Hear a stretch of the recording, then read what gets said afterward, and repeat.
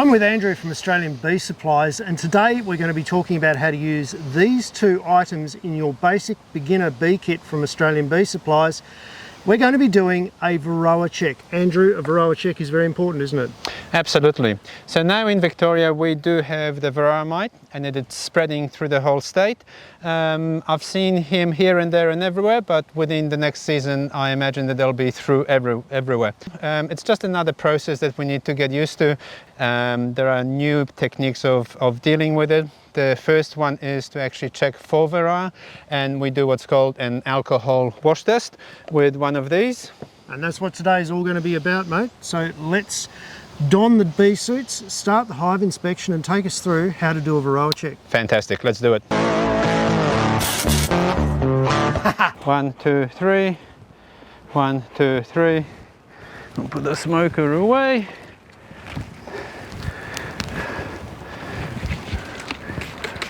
We'll sterilize our hive tool, and let's go and do a very quick inspection. So in this hive, there she is. Hello, come on. Where's my little girl? There she is. There's the queen. Queenie's there. Like I said, some queens will come and sunbake on top. This queen has been marked with a pencil or a textile? Yeah, with a Posco. There we go. And other queens will, so this is... She's a friendly queen. This is Bridget, okay? Okay, Bridget, that's enough. Go and do some work. Pull out. We keep our frames over the beehive or over your lid to make sure that you don't lose any bees.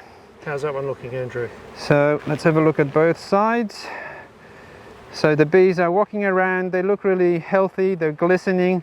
So they're the same as humans effectively. If they've been working out, they'll look very, very nice and fit. So if we move the girls out of the way here, again, I think like with the other hive, the Tim, we've got nectar coming in here. See that? So that's nectar. They'll clean all that up. So if you squish something, don't be too stressed. Look, there's a little bugger.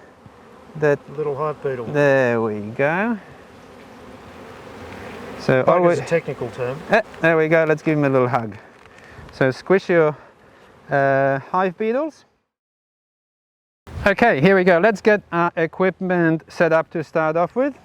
Of course, we've got our alcohol. We've got our isopropyl alcohol in this bottle, which we'll be using for the Varroa wash.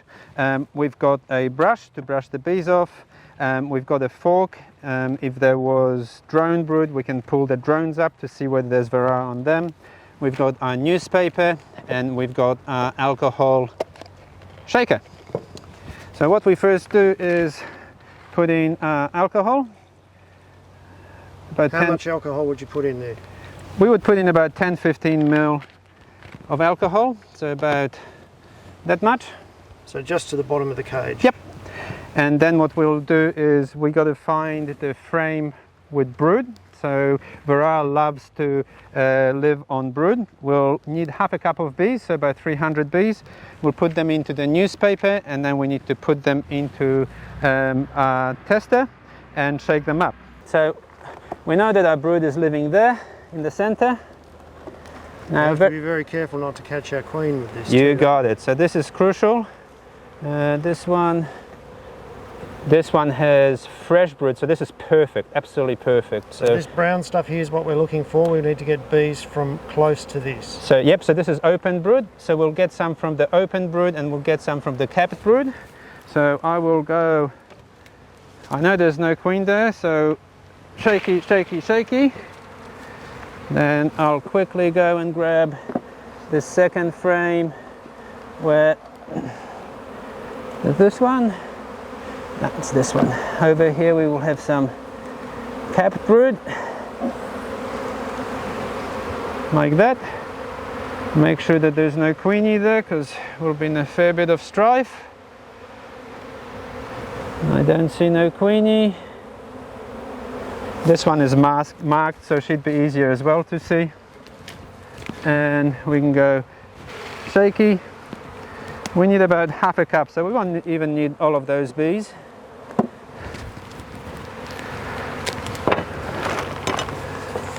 So it's approximately 300 bees that we need, so half a cup. So we will go, here we go.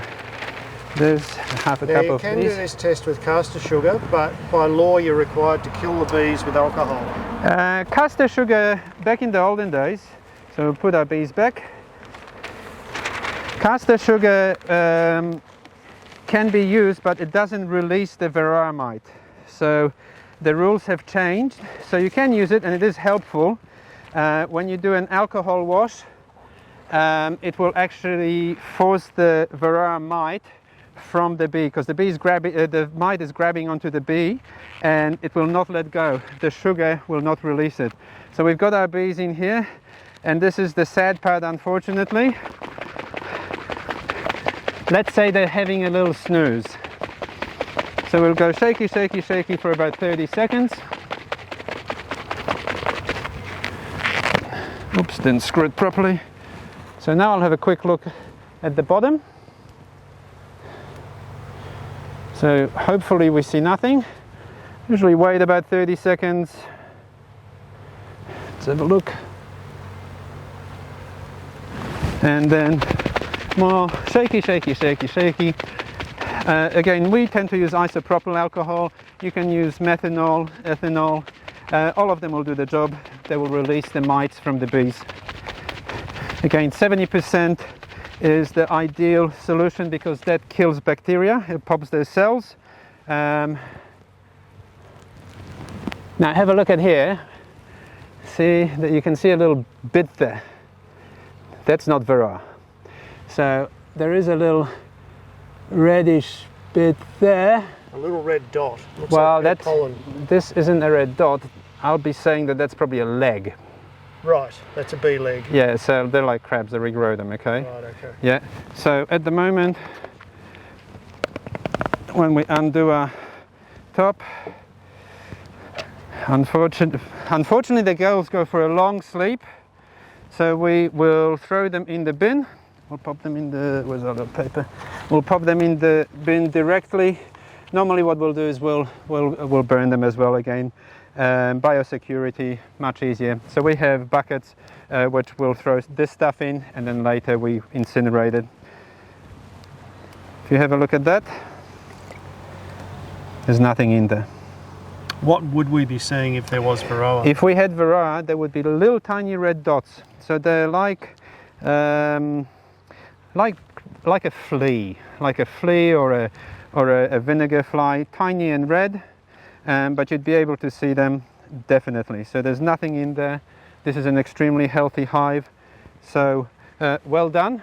You've dodged a bullet this time.